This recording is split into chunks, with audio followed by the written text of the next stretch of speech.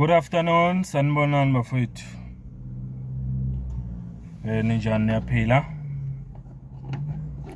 Let's hope niyaphila. Mfowami Khonzweni Nibingelelayo. Ngiyabonga kakhulu ngokuthi nibe khona la. Ngibonga ama-subscribers amasha nama-followers amasha. Ngiyacela uma subscribe la ku-YouTube. Press follow lapha ku-TikTok. Ngiyabonga kakhulu guys. Hayi ke bafowethu njengoba sibona kuningi okwenzakalayo umuntu amehla ahlala athe njo lapha nalapha ey'ntweni ezenzakalayo eSouth Africa kuhulumeni wethu kanjalo nasey'ntweni nje ezenzakalayo kuma-political party njengoba namhlanje bekune briefing e-MK Party sibonile ama-breaking news ukuthi i-MK Party isinabo deputy president ababili njengoba namhlanje umongameli we-MK Party baba Jacob Zuma introduce ubaba uTony Yengeni osuka ku-ANC ukuthi azojoyina i-MK Party. Therefore baba Yengeni sithi siyakwamukela ku-MK Party futhi amagalelo akho siyawazi kwi-struggle sazi izinto ey'ningi ngawe, so we therefore welcome you ku-MK Party. Siyaqonda futhi ukuthi njengoba nomsholozi engumuntu obhizi kangaka kanjalo nobaba uJohn Hlophe ematasa kangaka eParliament, vele kuzokwenzeka ukuthi kube khona leyo gap la kuzodingeka khona ukuthi kube khona isekela likamongameli uZuma njengoba sizizwile ukuthi umsholozi isikhathi esiningi manje uhlala ahamba ama-international trips. Siyathola nokuthi kuphuma le judgment yayizolo nje ethi akakhokha u-28.9 million rand usendleleni wehlu yenyuka ngoba phela vele i-MK Party bafethu kungekudala izophatha, so kufanele ukuthi ubaba uZuma alungiselele ukuphatha kwe-MK Party namanye amazwe ukuze khona ukusebenzisana kahle ngey'ndlela ey'ningi nawo. Siyakwamukela-ke baba uTony Yengeni, sizoqhubeka sifunda okuningi kuwe njengoba besifunda futhi kuwe usekhona naseqenjini obuya kule-ANC. Siyabonga kakhulu. Ake ngingene-ke kule ndaba le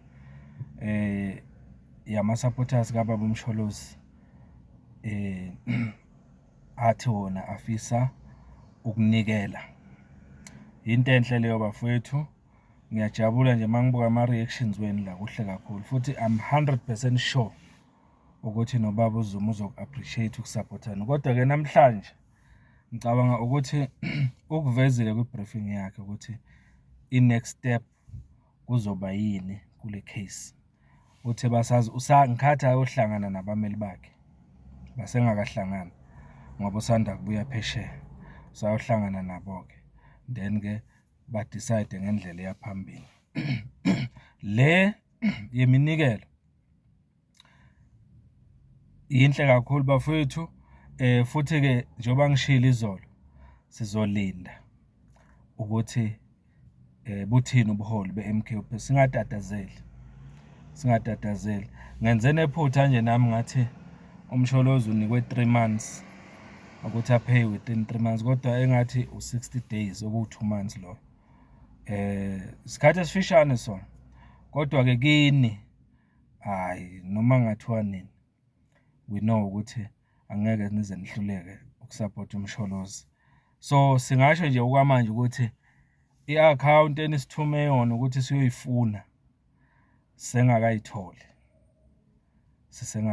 kodwa ngikholelwa ukuthi sizoyithola sikhona ukudonate-ela umholi wethu. Kodwa njengamanje ngicabanga ukuthi umsholozi ufuna ukwenza izinto nabameli bakhe kuqala sibone ukuthi kuyiwa kanjani phambili. So uma kuwukuthi isinqumo kugcina vele kufika ekutheni hayi akasayi phambili nale case sekuphoqeleka ukuthi nakanjani akhokhe, ngeke ize i-MK Party sincishe i-account ukuthi sinikelele umholi wethu. Thina nje singakwenza asihlale siredi, yilokho nje ngakusho asihlale siredi. So ngithi ake ngi-address nje leyo part ma-MK amahle. Kuhle kakhulu umsholozi, kuyabonakala ukuthi simkhonzile futhi siyamthanda naye futhi ngisho ukuthi aku-appreciate lokho.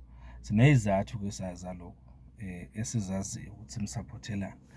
Ngiyabonga kakhulu-ke bafethu. Yiloko nje bengithe ake ngikubeke la kule video namhlanje ukuthi samukela ubaba uThoni Yengeni, siphinde sidlulise ukuthi i-akhawunti yokudoneyithela umsholozi ayikaphumi okwamanje. Esithemba ukuthi after umsholozi esemithe nabameli bakhe wadecide i-way forward, kuzovela ukuthi siyayithola yini le account number noma cha. Siyabonga kakhulu bafethu, ngiyibamba la okwamanje. Thank you so much. Ngicela ni-share, ni-subscribe, ni-comment. Ngiyabonga kakhulu.